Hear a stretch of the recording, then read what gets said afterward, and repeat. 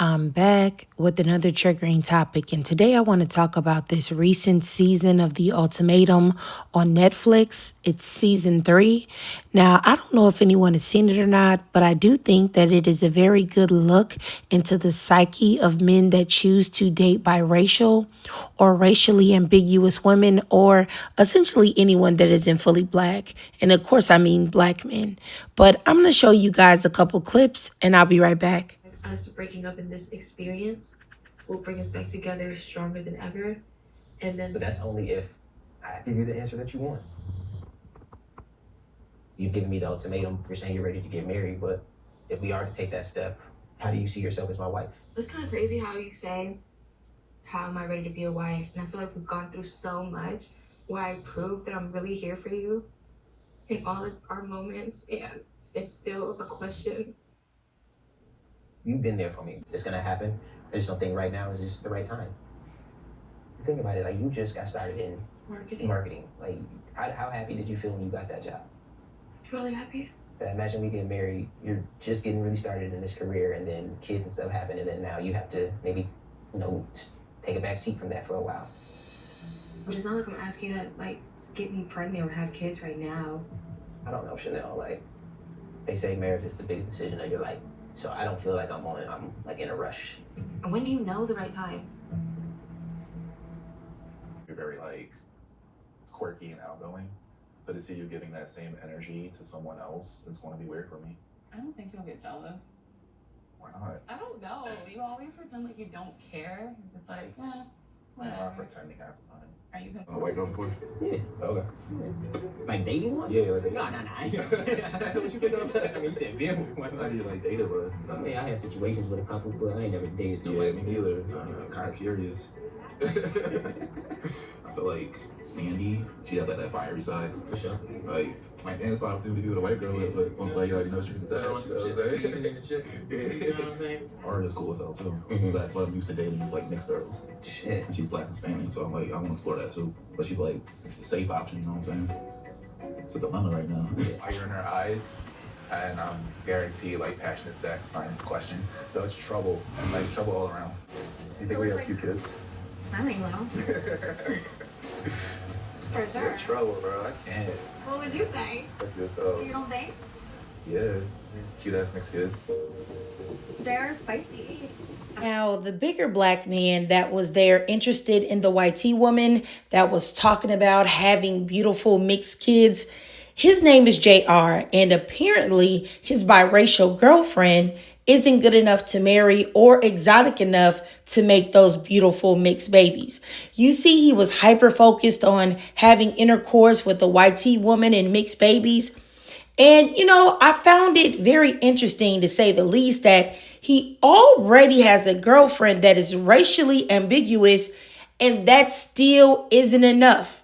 Not enough to marry her after 3 years. And frankly, I think that he may be interested in someone even farther away from any type of ethnicity. Just now, let me say this. I don't think that this young woman is enough for him.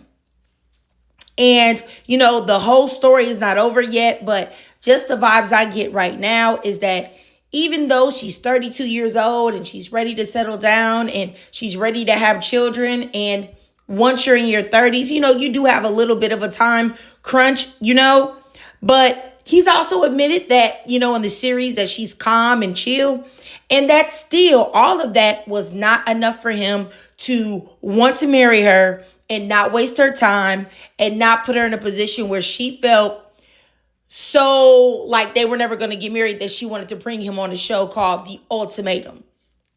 Then you have the other man there, the skinnier black man. His name is Micah, and he's also with a racially ambiguous woman whose time he is wasting. Y'all saw it, talking about he doesn't want to get married. It's not time. Why not? Why isn't it time? You living with her. Y'all sharing finances. She said that y'all don't have to have kids right away. The only thing that y'all would be doing differently is that she would have the security and commitment from you. And that will let her know that at least you are attempting to have her in your life for the long haul. Not just with the words that you're saying about, oh, eventually one day I'm going to make you my wife, but with actual paperwork. And you notice that he said that marriage is the biggest decision and da-da-da-da. And that just means that he's not sure you're the one yet, that he still wants to explore his options. You know, I thought that Chanel, she was really pretty and she seemed pretty chill. And, you know, I had no idea, like just looking at it, like what she could possibly see in this man who looks like a little twig. You could just snap him. But I digress. But you know what I noticed is that as much as black men talk about the biracial woman like this, she's biracial. She's a biracial girl. She's biracial. She's a biracial girl. She's a biracial girl. Made from a rainbow world. How pretty. Now, as much as black men pretend to worship the biracial girl or the non-black women or the women that are soft and quote unquote submissive and how they are all they need in this life of sin, all they need is a racially ambiguous woman. They devalue those women just as much as monoracial black women. Not trying to marry them, using everything that these women are offering without giving them a lick of security, not valuing marriage or wanting to commit to these women. And I think that we have to understand that black men at large do not value marriage. And some of it is the fault of the woman because a lot of women allow black men access to everything that they have without requiring anything from them. And not to mention the coddling, all of that going all into one, you know, it just adds to everything, to their entitlement and them feeling like they don't have to do anything but show up. But, you know, even though these women are the supposed standard for black men, you know, it really lets you know in real time that it doesn't matter if you're the preference or if you're not. At the end of the day, all of them are going to get treated the same, period. And, you know, I also feel like this is that at some point with a lot of these men that seek out biracial women or, you know, racially ambiguous women or multiracial women, that eventually they get tired of anything that gives them a hint of blackness or a hint of color, where they want somebody where they feel like they can be with that can erase every part of them that they hate, which is their blackness. You know what I'm saying? And I'll just say this.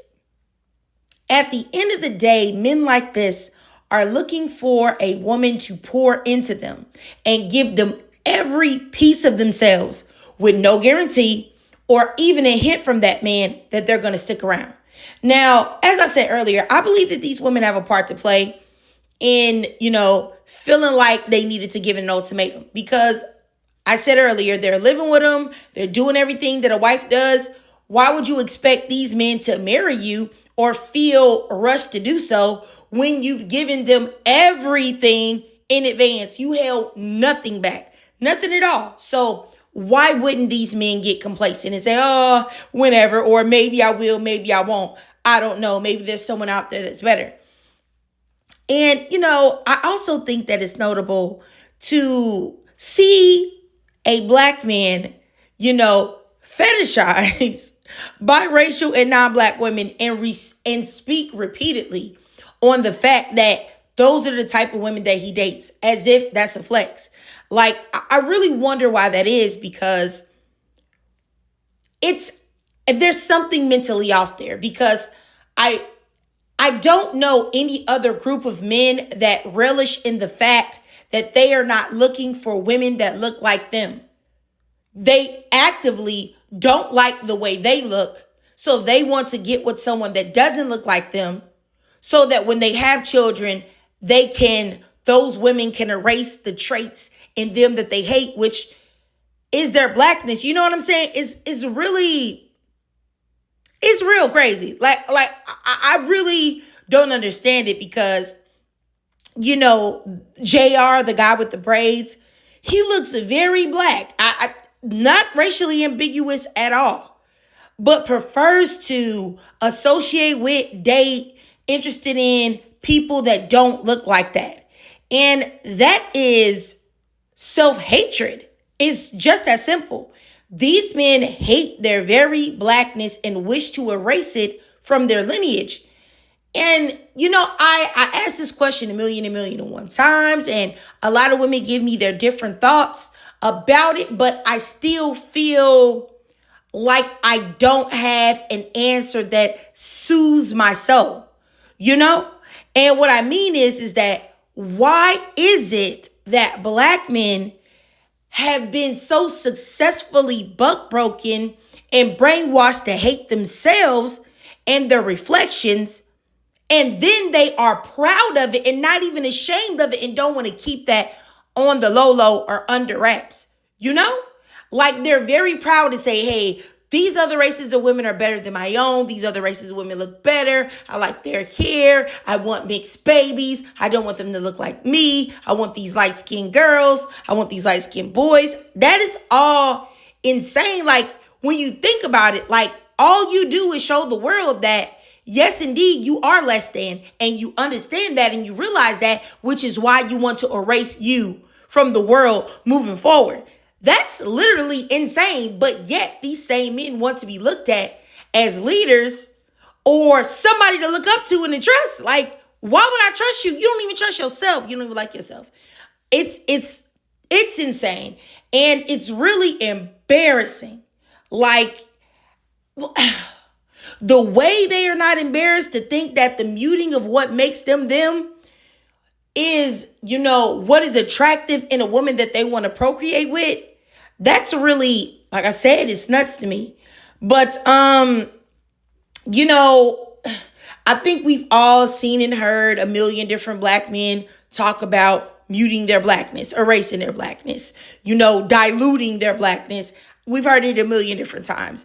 And, this show right now is not done yet. So I'm not going to go too deep into this. I will after the rest of the seasons and the reunion wrap up. But I just really wanted to speak on what I saw so far because it was really crazy to see. It was a sight to see, all right? But anyway, if you watched this whole video and you enjoyed it, please do me a favor and drop a 2 in the comments. And you already know why. Because what? Being a buck-broken buffoon is boo-boo. And if you can't donate to my Cash App above to help support the channel, that's no problem at all. Just do your girl a free favor. I know times are hard out here. Just follow your girl on TikTok. I live stream there. I will be uploading my live streams from TikTok to YouTube while TikTok is still here. After that, I'll be exclusively streaming on YouTube. So also follow me on YouTube. Hit that notification bell so that you don't miss any of my new uploads. And as always, ladies, I really love to hear from y'all. So please drop your thoughts, comments, and feelings down below.